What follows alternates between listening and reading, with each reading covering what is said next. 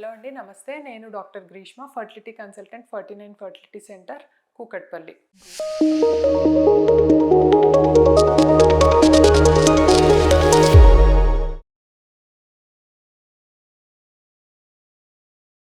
అంటే మనం చాలా కామన్‌గా ఓపీడీలో వినే డయాగ్నోసిస్ ఏంటి అంటే పేషెంట్స్‌కి పీసీఓ ఉంది అని జెప్పేసి.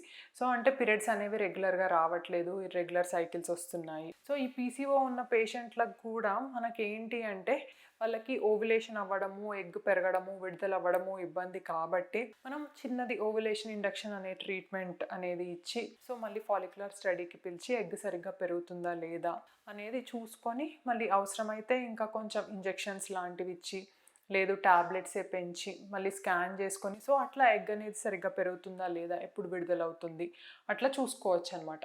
కాకపోతే కొన్నిసార్లు కొంతమందికి మనకి రెసిస్టెంట్ పీసీఓ అని ఉంటుందన్నమాట.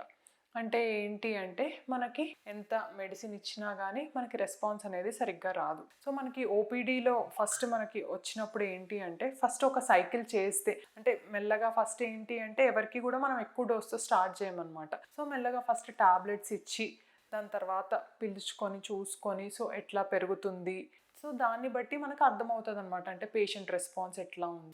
కొంతమంది ఏంటి అంటే ఎంత ఇంజెక్షన్స్ ఎన్ని టాబ్లెట్స్ ఇచ్చినా కూడా మనకి ఎగ్ అనేది సరిగ్గా పెరగదు.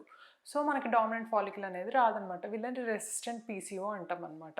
మనం చూస్తాం అంటే ముందు రిపోర్ట్స్లో కూడా. సో అట్లాంటి వాళ్ళకి ఏం చేయాలి రెసిస్టెంట్ పీసీఓ అంటే, వాళ్ళకి కొంచెం ఈ ఇంజెక్షన్ డోస్ అనేది కొంచెం ఎక్కువ ఇచ్చి చూడొచ్చు అనమాట. లేదు మనకి మెడిసినే ఇంకా కొంచెం ఎక్కువ డోస్లో ఇచ్చి మనకి ఎగ్ పెరుగుతుందా లేదా చూడొచ్చు.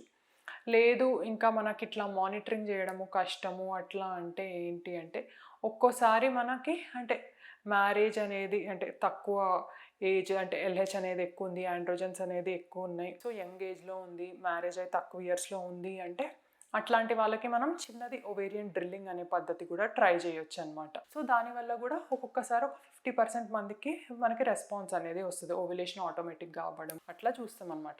సో అన్నిటికంటే ఇంపార్టెంట్ కూడా మనకి ఎక్సర్సైజ్, డైట్ ద్వారా కొంచెం వెయిట్ కంట్రోల్ అనేది చేయడం. సో మనం ఈ రకంగా కూడా మనకి అంటే పీసీఓలో కూడా మనకి ఎగ్ పెరిగేటట్టు చేసుకొని ప్రెగ్నెన్సీ అనేది రావడానికి సాధ్యమవుతుందండి. Thank you.